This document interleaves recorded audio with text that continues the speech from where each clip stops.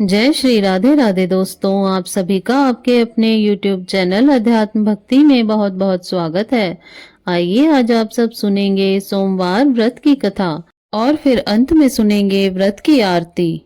सोमवार का व्रत भगवान शिव और चंद्रमा को समर्पित है, जो भक्तों के लिए बहुत ही महत्वपूर्ण माना जाता है।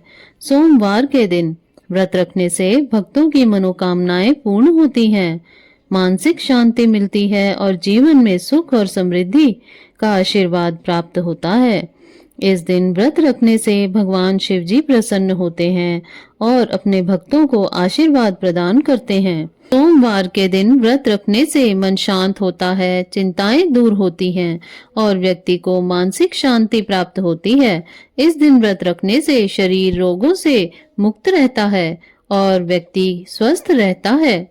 सोमवार का व्रत रखने से भक्तों की सभी मनोकामनाएं पूरी होती हैं और जीवन में सुख समृद्धि आती है। कुंडली में चंद्र ग्रह की स्थिति मजबूत होती है यह व्रत रखने से, जिससे व्यक्ति को नौकरी, व्यवसाय और वैवाहिक जीवन में लाभ मिलता है। सावन के महीने में सोमवार का व्रत रखने का विशेष महत्व माना गया है। अविवाहित लड़कियों के लिए 16 सोमवार का व्रत रखने से उत्तम वर की प्राप्ति होती है और सुहागन महिलाओं का सौभाग्य अखंड रहता है। इस दिन सुबह ब्रह्म मुहूर्त में उठ करके नित्य क्रियाओं से निवृत्त होकर के स्नान आदि करके भगवान शिव जी पर जल, दूध, दही, शहद, बिलव पत्र, धतूरा, भांग, रुद्राक्ष और चंदन आदि अर्पित करें और व्रत का संकल्प लें और फिर कथा सुने या पढ़ें, जो व्रत के महत्व को और भी बढ़ाती हैं। व्रत के दौरान निराहार रहें या केवल फलाहार करें, भगवान शिव का ध्यान करें और उनके मंत्रों का जाप करें। तो आइए सुनते हैं सोमवार व्रत की कथा। एक पौराणिक कथा के अनुसार अमरपुर नगर में एक धनी व्यापारी रहता था। दूर दूर तक उसका व्यापार फैला हुआ था। नगर में उस व्यापारी का सभी लोग मान सम्मान करते थे। इतना सब कुछ होने पर भी वह व्यापारी अंतर्मन से बहुत दुखी था, क्योंकि उस व्यक्ति का कोई पुत्र नहीं था। दिन रात उसे एक ही चिंता सताती रहती थी, उसकी मृत्यु के बाद उसके इतने बड़े व्यापार और धन संपत्ति को कौन संभालेगा। पुत्र पाने की इच्छा से वह व्यापारी प्रति सोमवार भगवान शिव का व्रत पूजा किया करता था। सायंकाल को व्यापारी शिव मंदिर में जाकर भगवान शिव के सामने घी का दीपक जलाया करता था। उस व्यापारी की भक्ति देखकर एक दिन पार्वती ने भगवान शिव से कहा, हे प्राणनाथ, यह व्यापारी आपका सच्चा भक्त है। कितने दिनों से यह सोमवार का व्रत और पूजा नियमित कर रहा है। भगवान, आप इस व्यापारी की मनोकामना अवश्य पूर्ण करें। भगवान शिव ने मुस्कुराते हुए कहा, हे पार्वती, इस संसार में सबको उसके कर्मों के अनुसार फल की प्राप्ति होती है। प्राणी जैसा कर्म करते हैं उन्हें वैसा ही फल प्राप्त होता है। इसके बावजूद पार्वती जी नहीं मानी। उन्होंने आग्रह करते हुए कहा, नहीं प्राणनाथ, आपको इस व्यापारी की इच्छा पूरी करनी ही पड़ेगी। यह आपका अनन्य भक्त है, प्रति सोमवार आपका विधिवत व्रत रखता है और पूजा अर्चना के बाद आपको भोग लगाकर एक समय भोजन ग्रहण करता है। आपको इसे पुत्र प्राप्ति का वरदान देना ही होगा। पार्वती का इतना आग्रह देखकर भगवान शिव ने कहा, तुम्हारे आग्रह पर मैं इस व्यापारी को पुत्र प्राप्ति का वरदान देता हूँ, परंतु इसका पुत्र 16 वर्ष से अधिक जीवित नहीं रहेगा। उसी रात भगवान शिव ने स्वप्न में उस व्यापारी को दर्शन देकर उसे पुत्र प्राप्ति का वरदान दिया और उस पुत्र के 16 वर्ष तक जीवित रहने की बात भी बताई। भगवान के वरदान से व्यापारी को खुशी तो हुई, लेकिन पुत्र की अल्प आयु की चिंता ने उस खुशी को नष्ट कर दिया। व्यापारी पहले ही की तरह सोमवार का विधिवत व्रत करता रहा। कुछ महीने पश्चात उसके घर अति सुंदर पुत्र उत्पन्न हुआ। पुत्र जन्म से व्यापारी के घर में खुशियां भर गई। बहुत धूमधाम से पुत्र जन्म का समारोह मनाया गया। व्यापारी को पुत्र जन्म की अधिक खुशी नहीं हुई, क्योंकि उसे पुत्र की अल्प आयु के रहस्य का पता था। यह रहस्य घर में किसी को भी नहीं मालूम था। विद्वान ब्राह्मणों ने उस पुत्र का नाम अमर रखा। जब अमर 12 वर्ष का हुआ तो शिक्षा के लिए उसे वाराणसी भेजने का निश्चय हुआ। व्यापारी ने अमर के मामा दीपचंद को बुलाया और कहा, अमर को शिक्षा प्राप्त करने के लिए वाराणसी छोड़ आओ। अमर अपने मामा के साथ शिक्षा प्राप्त करने के लिए चल दिया। रास्ते में जहां भी अमर और दीपचंद रात्रि विश्राम के लिए ठहरते थे, वहीं पर यज्ञ करते थे और ब्राह्मणों को भोजन कराते थे। लंबी यात्रा के बाद अमर और दीपचंद एक नगर में पहुंचे। उस नगर के राजा की कन्या के विवाह की खुशी में पूरे नगर को सजाया गया था। निश्चित समय पर बारात आ गई, लेकिन वर का पिता अपने बेटे को एक आंख से काने होने के कारण बहुत चिंतित था।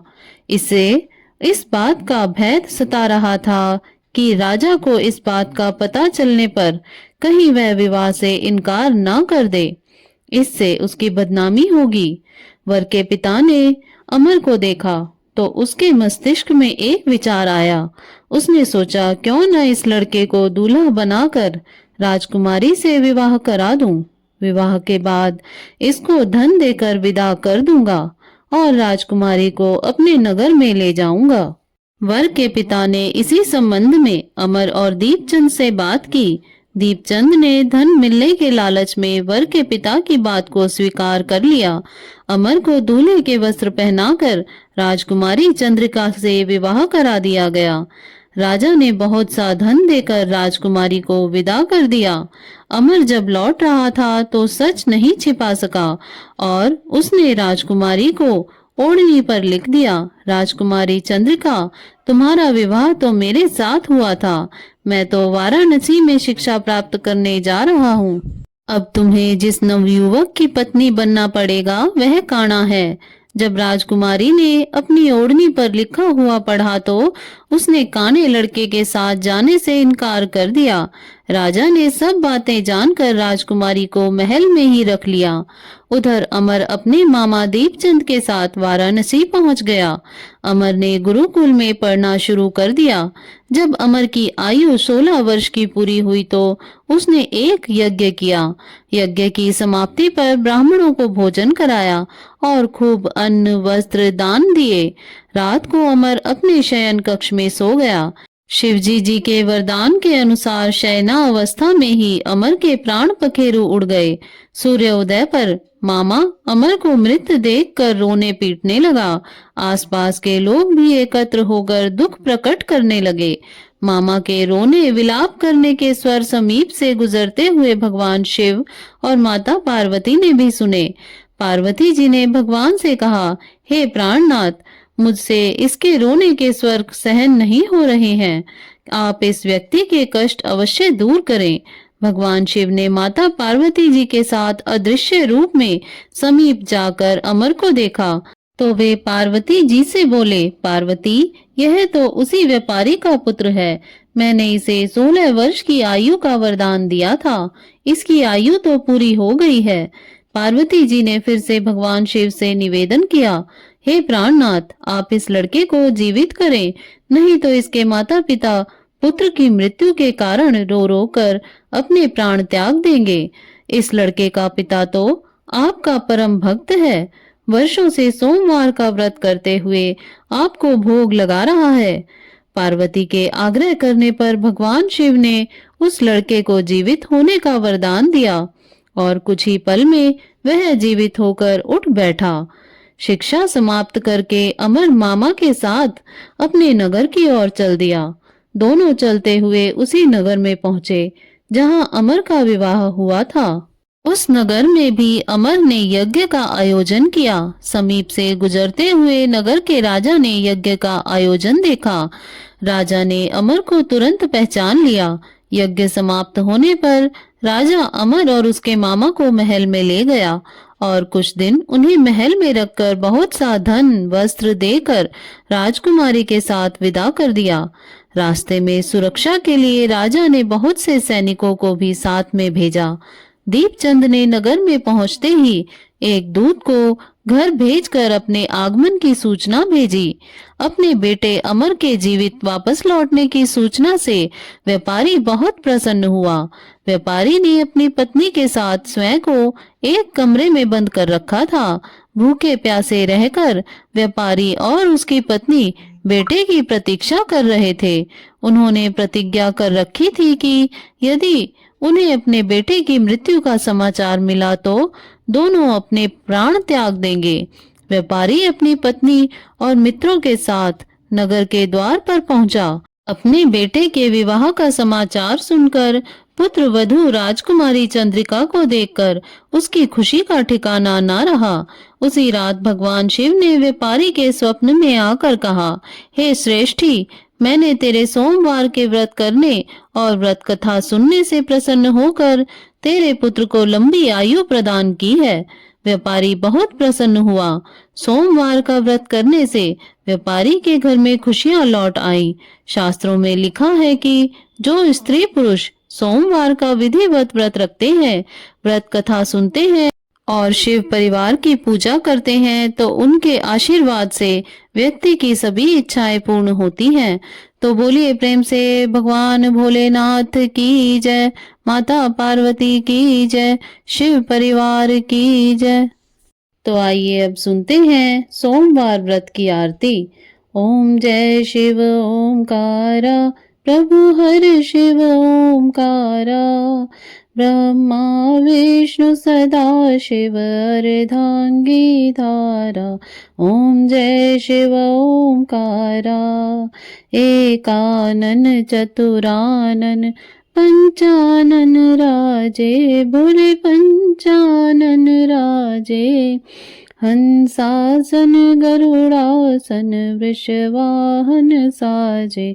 ओम जय शिव ओमकारा, दो भुज चार चतुर्भुज, 10 भुज ते सोहे, भोले 10 भुज ते सोहे। तीनों रूप निरखता त्रिभुवन जन मोहे। ओम जय शिव ओमकारा, अक्षमाला बनमाला मुंडमाला धारी, बोले मुंडमाला धारी। चंदन मृग मद सोहे, माले शशिधारी। ओम जय शिव ओमकारा, श्वेतांबर पीतांबर बाघंबर अंगे, भोले बाघंबर अंगे। ब्रह्मादिक सनकादिक भूतादिक संगे।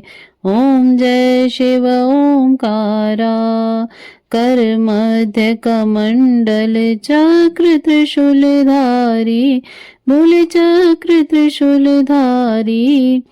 सुखकारी दुखहारी जग पालनकारी। ओम जय शिव ओमकारा, लक्ष्मी वर गायत्री पार्वती संगे, बोले पार्वती संगे। हर गंगे अरु शिर भंगे, सिर सोहन गंगे। ओम जय शिव ओमकारा, काशी में विश्वनाथ विराजे, नंदी ब्रह्मचारी, बोले नंदी ब्रह्मचारी। नित उठ दर्शन पावे, महिमा अति भारी। ओम जय शिव ओमकारा, ब्रह्मा विष्णु सदा शिव जानत अविवेका, बोले जानत अविवेका। प्रणवाक्षर के मध्य यह तीनों एका। ओम जय शिव ओमकारा, त्रिगुण स्वामी जी की आरती जो कोई नर गावे, कहत शिवानंद स्वामी मनवांछित फल पावे। ओम जय शिव ओमकारा। तो बोलिए प्रेम से भगवान भोलेनाथ की जय, माता पार्वती की जय, शिव परिवार की जय। तो आशा करती हूँ आपको यह कथा श्रवण आरती श्रवण अच्छी लगी होगी। ऐसे ही ज्ञानवर्धक जानकारियाँ प्राप्त करते रहने के लिए, व्रत पूजा आदि के बारे में जानने के लिए यदि आप चैनल पर पहली बार आए हैं तो चैनल को सब्सक्राइब कर लें ताकि आने वाली वीडियो की नोटिफिकेशन आपको समय से मिलती रहे। वीडियो को लाइक करें, शेयर करें। सुखी रहें, स्वस्थ रहें। जय श्री राधे राधे। धन्यवाद।